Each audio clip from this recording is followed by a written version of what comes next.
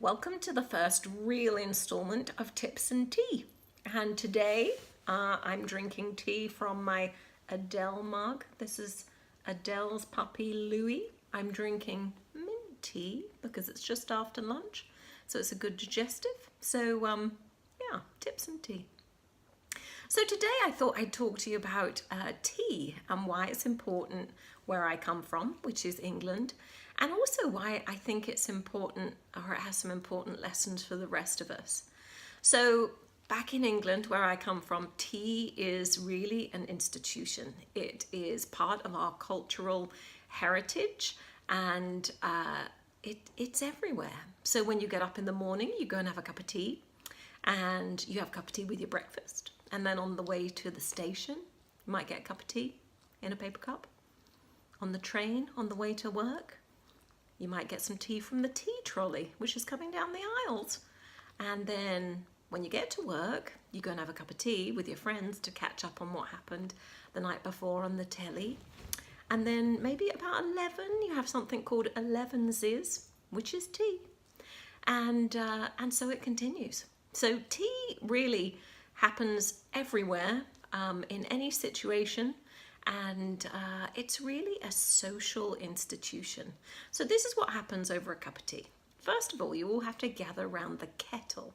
Now the kettle is an electronic thing that you plug into the wall that you fill with water, and it makes the water really, really hot, like boiling hot.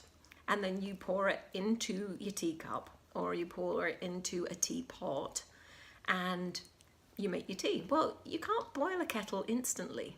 It takes about, 2 or 3 minutes.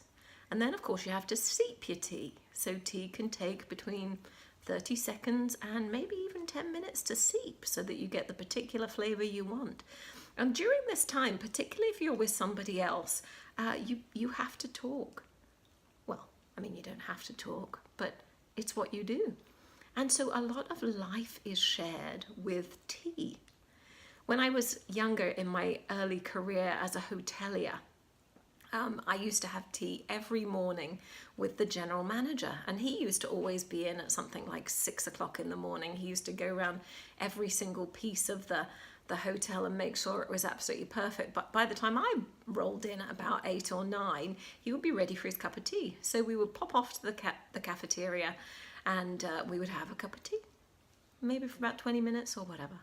So I would witter on about all the inane ramblings of a young professional, and he would listen patiently and mentor me during these times. And it was a daily event. It wasn't something that you had to put on your calendar. It wasn't something that you had to think much about. Oh, there's Tipsy. It was really just part of life. And I don't know, I've been in the States now for almost 20 years, and I've never found anything that really comes close to tea time for really sharing what's going on and being able to build relationships in a really social way, not in a forced way, not in a I have to do it kind of way, but really just in an informal way, a way of doing life together.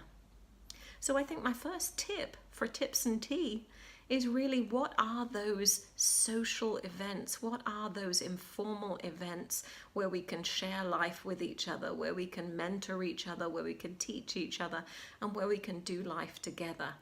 I think a cup of tea is a good place to start.